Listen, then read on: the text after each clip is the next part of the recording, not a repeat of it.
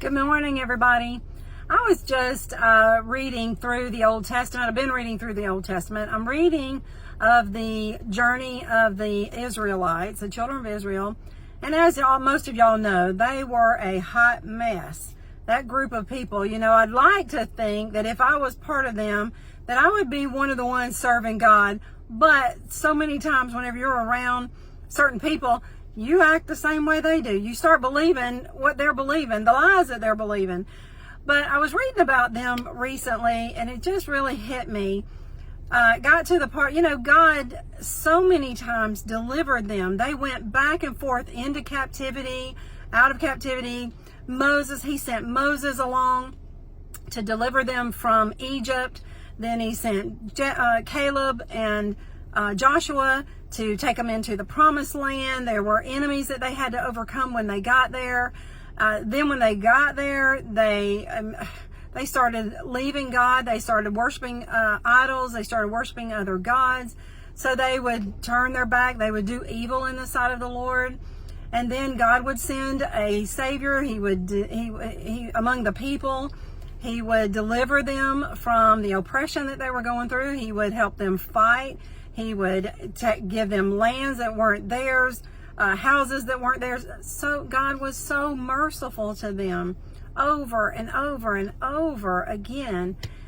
And it got me to thinking, of course, and I'm sure you've heard this too, that the same thing with us in our Christian walk is that we turn our backs on God. We love Him with all our heart. We're going to do everything. We're going to keep all His commandments. When I was first born again, that's exactly how I felt. Of course, I was 8 years old and I didn't have far to go. But even over my life, I have over and over rededicated my life, given my life back to God, and then turned. I've never turned my back completely on God, but there's been enemies that come up in my life, and because of my own sin, because of my own path that I have taken, just like the children of Israel. And they came up, and the story I was just reading was about Gideon.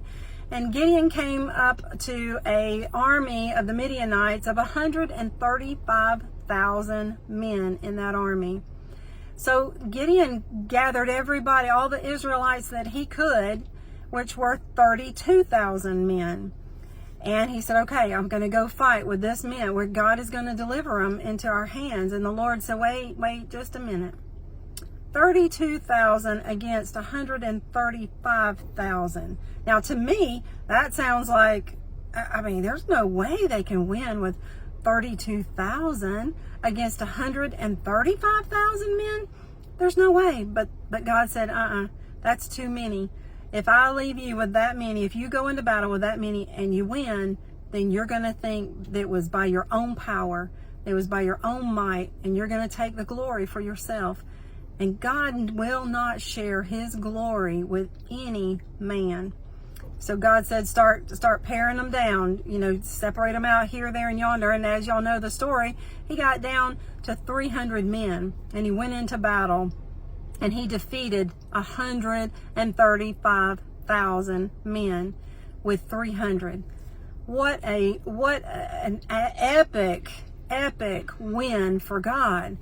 And God did it, and it says in there that God did it for His glory. He was not going to share His glory with any man. And it got me to thinking about the enemies that come up in our lives. Sometimes they look so much bigger than we could, and they are. They are bigger, and addiction is bigger than we can ever do on our own, that we could ever defeat on our own. Things in our marriage, things with our children, things in our finances, the enemy has come against us, and sometimes it's because of things that we've done. And the Lord said, I'm going to let you go a little further, and that enemy is going to get to the point where you cannot defeat him or it on your own. It's going to take me. It's going to take the almighty hand of God to deliver us, to set our feet on high ground, to deliver our children, deliver our spouses, handle a financial situation, whatever that enemy is in your life. Sometimes the Lord allows it to just get so big that only He can defeat that enemy. And the whole reason is for His glory. He is going to get the glory, and everything that happens to us in our life. This is a beautiful thing. everything that happens to in our lives, the Lord wants to handle for his glory, so that we can be victorious, so that we can overcome that enemy, so we can defeat that thing in our life and live for him and walk on the high path.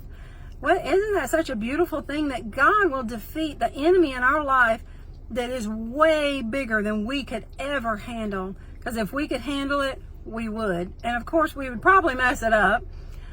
But God said, no, I'm going to take care of that enemy that has gotten such a foothold in your life.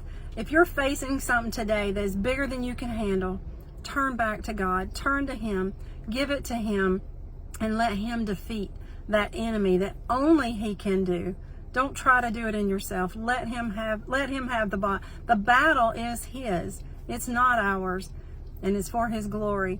I love y'all. I will see y'all next week. Glenn will see you on Monday morning. Thank you again for all the comments that you left me last week about God's protection in your life. I enjoyed reading those, the messages you sent me. Thank you so much for that. And let me know about this too. How has the Lord defeated an enemy in your life that was way bigger than you could ever handle? Let me know how he's done it. I know he helped me in the time of Rachel, that the enemy of death that I thought, was something I could never go through, but God brought me through for his glory. Thank you for listening. I'll talk to y'all next week.